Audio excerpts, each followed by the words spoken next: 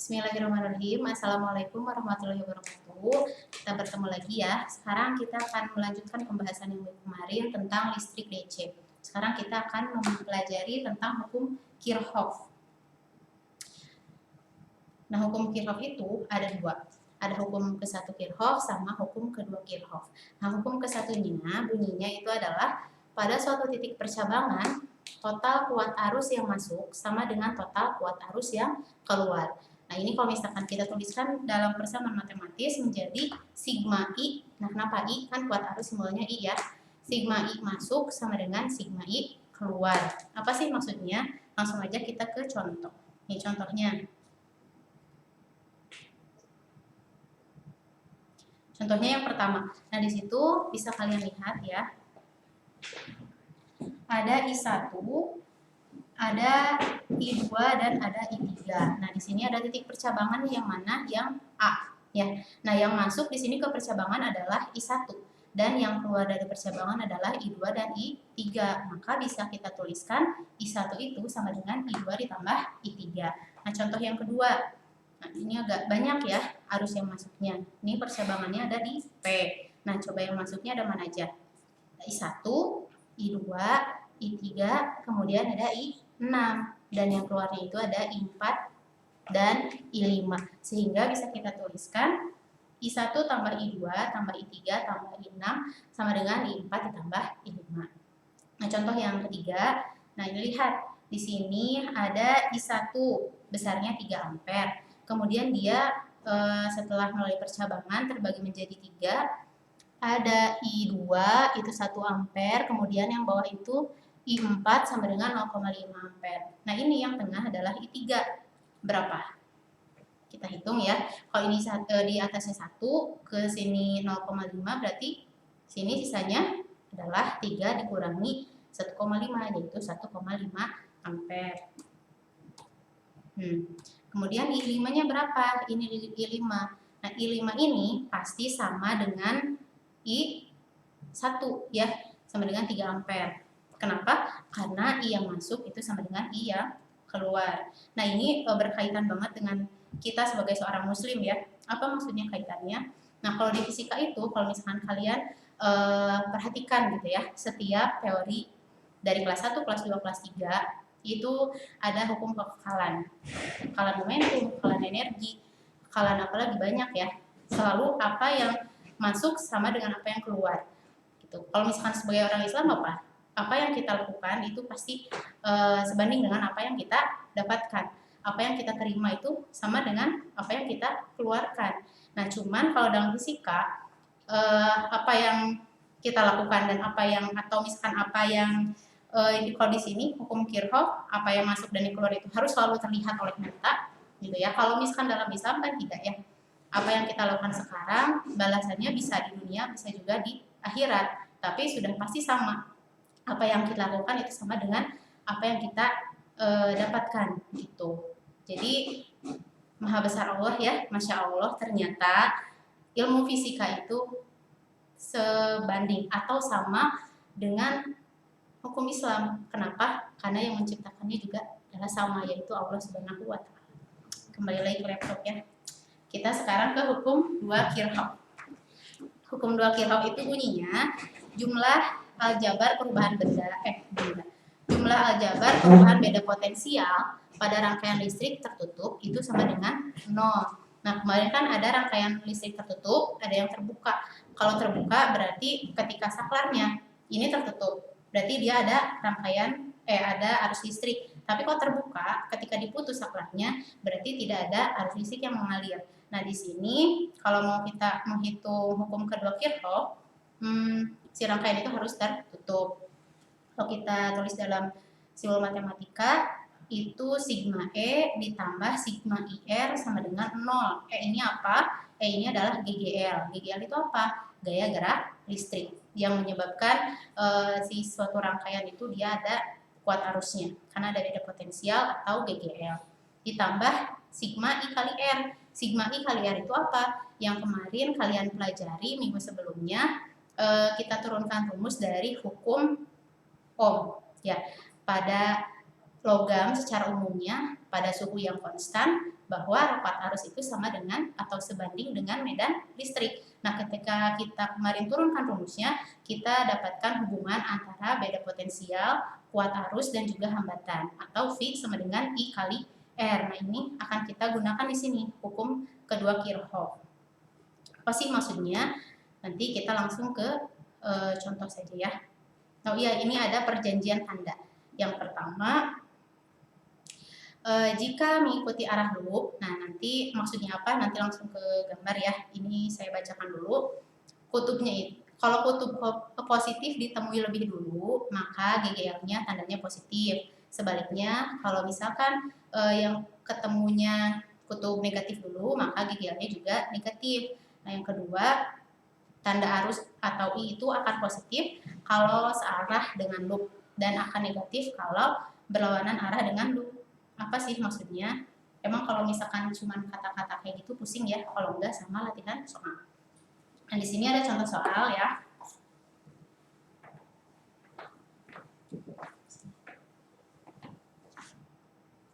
Contoh soal yang pertama.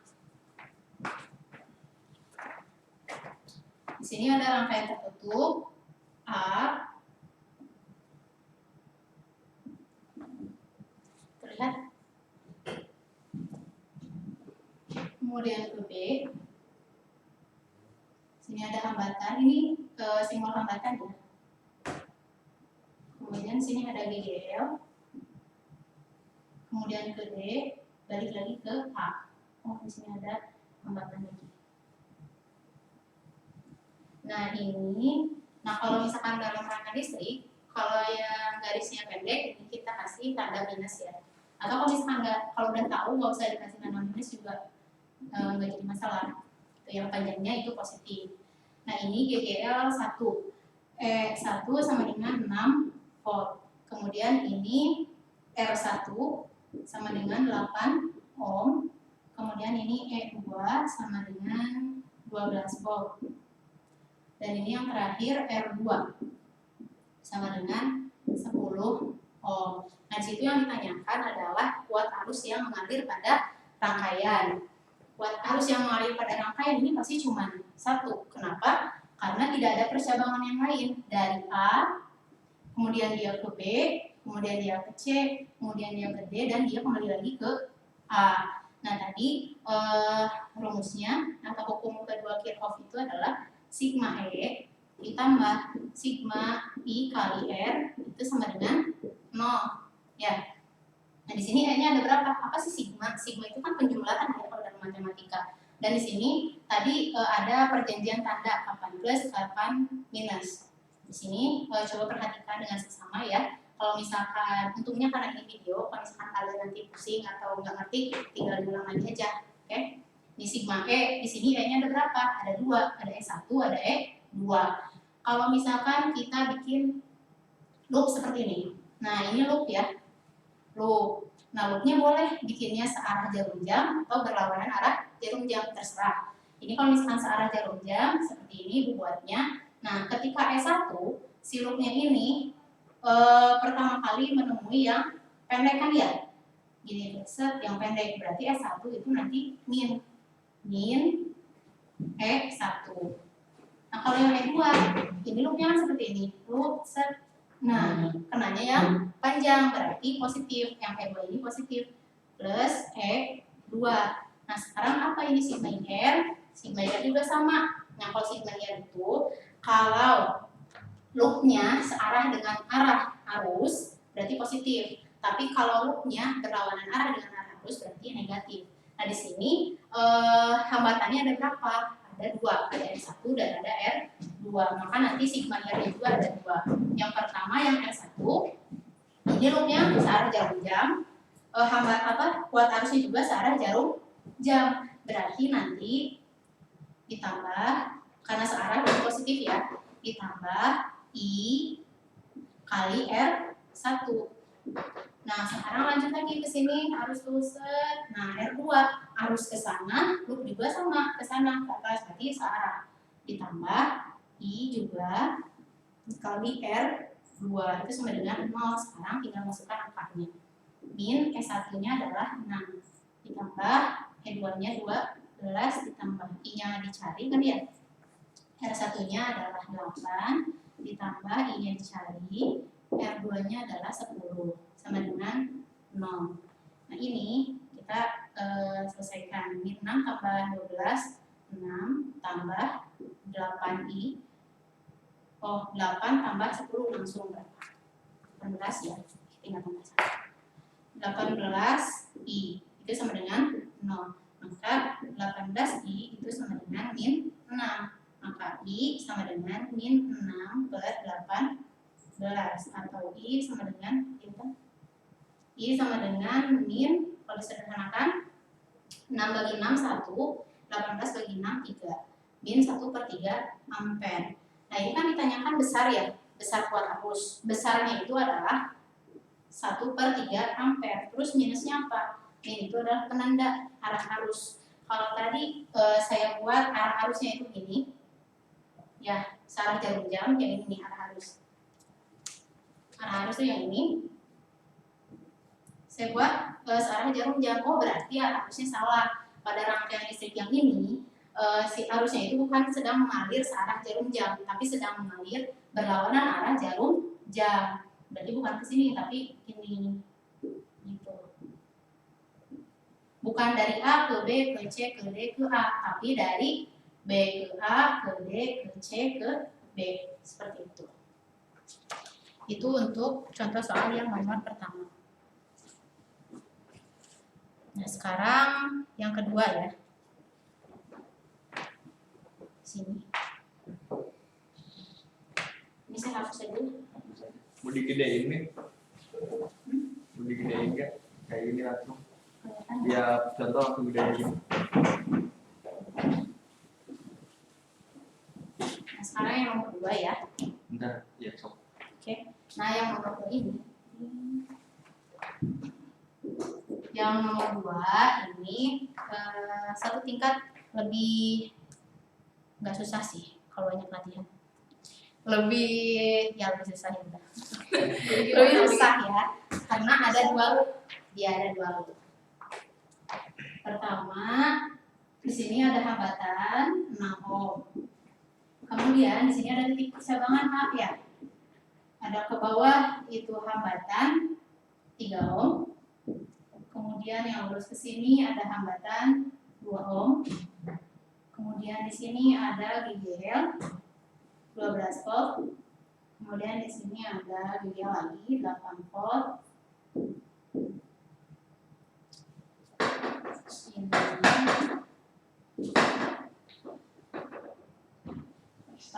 Nah, terus di sini ya terakhir ada GGL 6 volt. 6 volt. Nah, lihat, bisa kan dilihat perbedaannya antara soal yang ini dengan soal yang pertama. Kenapa? Kalau yang tadi kan cuma satu ya listriknya. Nah, kalau sekarang itu dia ada dua. Apa sih maksudnya dua? Ada dua loop. Nih, ada misalkan gambar loop itu bebas. Mau yang ini satu, yang ini dua, yang ini satu, yang ini dua. Mau loop A, loop B, terserah. Mau searah jarum jam, mau berlawanan arah jarum jam, bebas. Kalau saya misalkan mau yang ini seperti ini loop 1. Kelihatan nggak warna? Yang ini loop 2. Nah, kita selesaikan satu persatu. Untuk loop 1,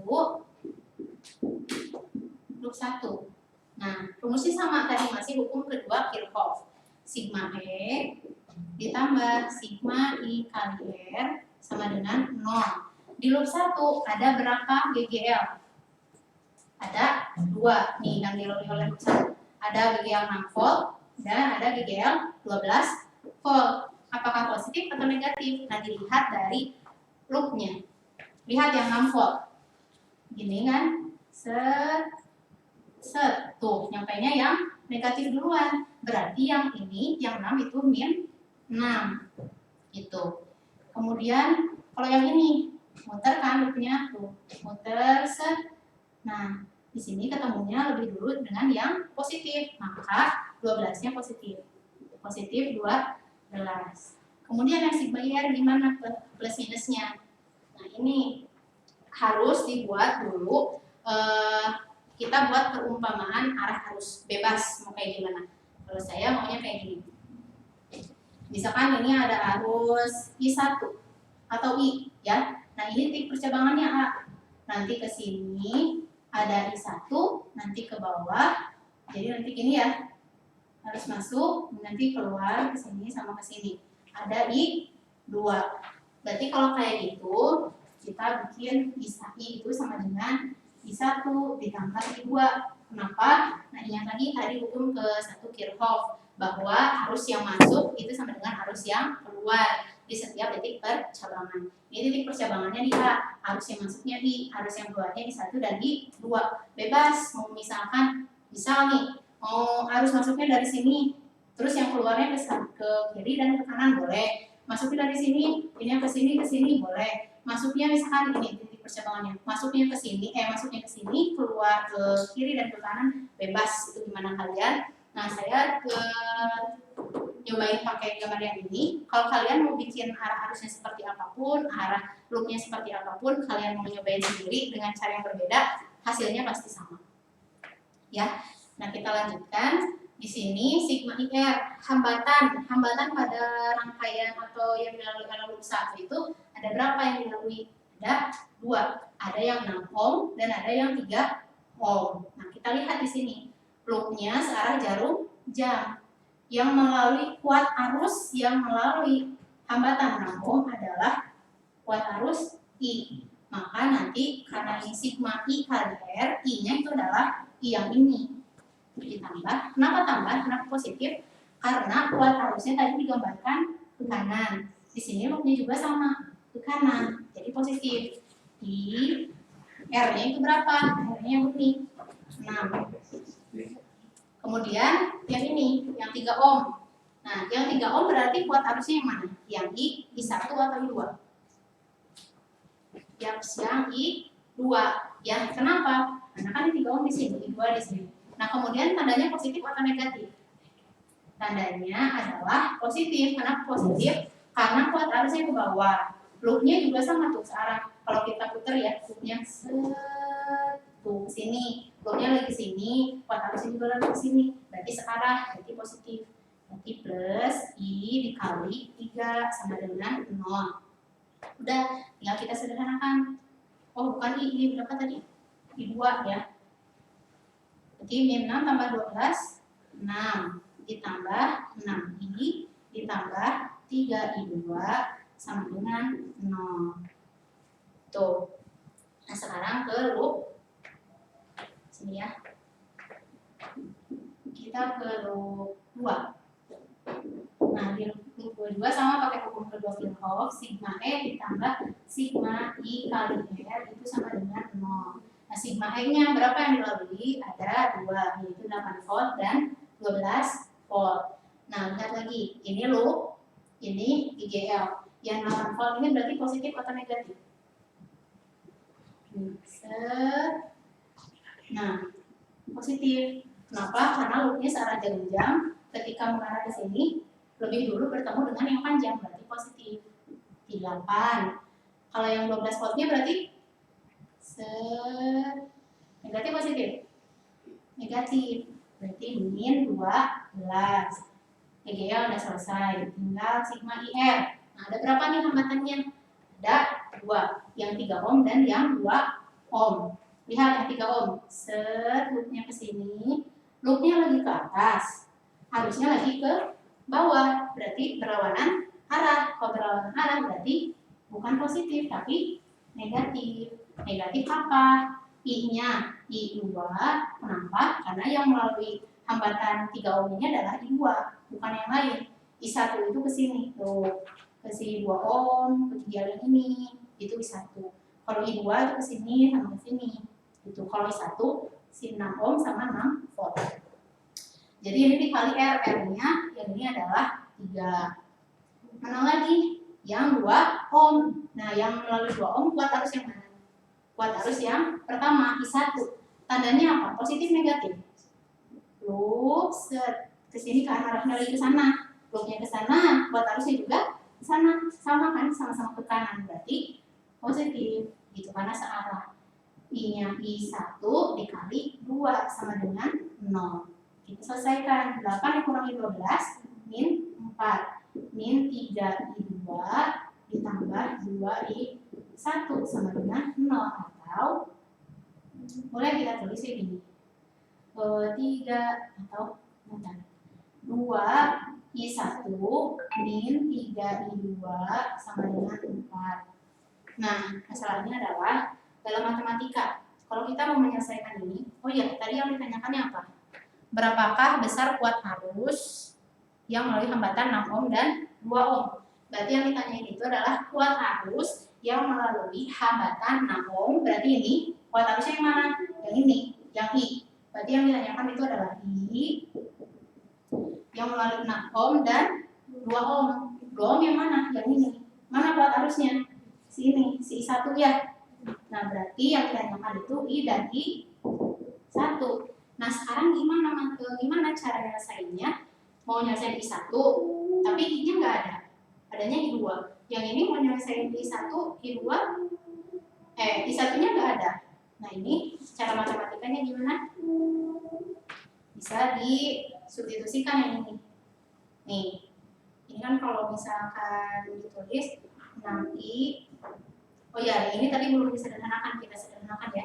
6I ditambah 3I2 itu kan sama dengan si 6 ini positif, pindah luas jadi min 6. Bisa nggak sederhanakan? Bisa. Semua luas kanan dan luas kiri dibagi 3. 6 bagi 3, 2I. Ditambah 3 bagi 3, 1. Jadi 2. Sama dengan min 6 bagi 3, min 2. Nah, kita udah punya persamaan ini nih. Ini namanya persamaan 1. Nah, tadi kita dapat ini. Bolehlah, ini kita tulis sebagai persamaan ke-2.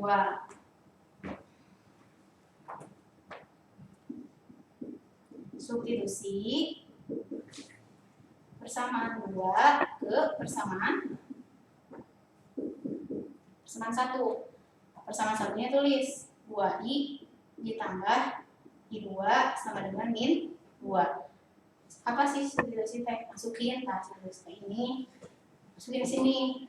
I-nya kan tadi apa? I1 tambah I2. 2 dikali I1 tambah I2. Terus ini lanjutkan ditambah I2 sama dengan min 2. 2 kali 1, 2I1 ditambah 2 kali 2. Berarti 2I2 ditambah I2 sama dengan min 2. 2I1 gak ada temennya, sendirian, berarti 1 aja. Ini I2 tambah I2, berarti 3I2 sama dengan min 2. Nah, tentu kita dapat persamaan yang ini. Ya, ini kita kasih nama persamaan 3. Misalkan ini persamaan 4. Coba ingat-ingat lagi matematikanya nih. Bisa kan pelajaran SMP tuh dieliminasi persamaan ke-3 sama persamaan ke-4. Ini udah variabelnya I1 dan I2. Ini juga sama variabelnya I1 dan I2. Ini masaknya nulisnya di mana? Sebelah kiri. Di sini. Masuk ya. Umumnya kanan. Oke. Persamaan ketiga 2I ini persamaan ketiga ya, 2I1 min 3I2 sama dengan 4. Yang bawah 2I1 ditambah 3I2 sama dengan min 2. Nah, apa yang mau dihilangkan? Langsung lah ya. Ini kan yang mau dicari I1. Berarti ini yang dihilangkan apa? I2. Berarti gimana caranya biar I2 ini hilang? Yang atas min, yang bawah plus. Plus. Ya, jadi karena ini min ditambah 3, masih hasilnya jadi 0. Nah, ini 2 tambah 2, 4I sama dengan 4 ditambah min 2. 2. Jadi I1 sama dengan 2 per 4. Atau I1 sama dengan 2 per 4 itu 1 per 2. 1 per 2 itu 0,5 ampere. Udah tar 1 ya, yang ini. Berapa hasilnya? 0,5 ampere. Tinggal cari yang I berapa? Gimana caranya? Tinggal pakai persamaan yang mana?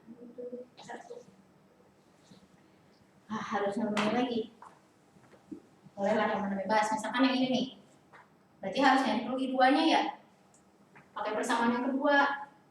Ya, mau nyari I. Kan I satunya nggak ada. Masalahnya adalah I2-nya nggak ada. Berarti tetap aja I2-nya harus dicari. Pakai persamaan yang bebas. Mau persamaan 3, persamaan 4, sama aja. Ini kalau yang nggak nyimak tuh pusing. Dari mana kemarinnya ya. Ini 2I1 min 3I2 sama dengan 4. I1-nya sudah diketahui 0,5. 2 dikali 0,5 min 3I2 sama dengan 4. 2 kali 0,5 1 min 3I2 sama dengan 4. Berarti min 3I2 sama dengan 4. Satunya pindah ke sini jadi min 1. Min 3I2 sama dengan 4 min 1 3. Maka I2 sama dengan 3 dibagi min 3 sama dengan min 1 ampere. Itu adalah I2. Gimana nih? Sini kelihatan nggak? Terakhir nih. Terakhir banget nyari yang I. I itu adalah I1 ditambah I2. I1-nya mana tadi? Ini I1-nya 0,5 ditambah I2-nya adalah min 1. Nah, minnya dimasukin aja. Nanti saya bahas kenapa harus masukin. 0,5 ditambah min 1 berapa? Min 0,5 ampere. Nah, jadi besarnya I itu adalah 0,5 ampere. Nah, udah betul ini angkanya. I itu ada 0,5. I 0,5, I1 0,5, I2 itu adalah 1 ampere. Nah, yang jadi masalah adalah ternyata kita menemukan tanda negatif. Di sini ada negatif 1, ada negatif 0,5. Itu artinya apa? Artinya tadi sama kayak hukum pertama Kirchhoff. Artinya si arah arus yang kita gambarkan itu salah. Kan tadi di awal kita hanya menduga-duga kan. Bebas mau di sini, mau arahnya kayak gimana juga bebas. Karena pada akhirnya hasilnya itu akan sama.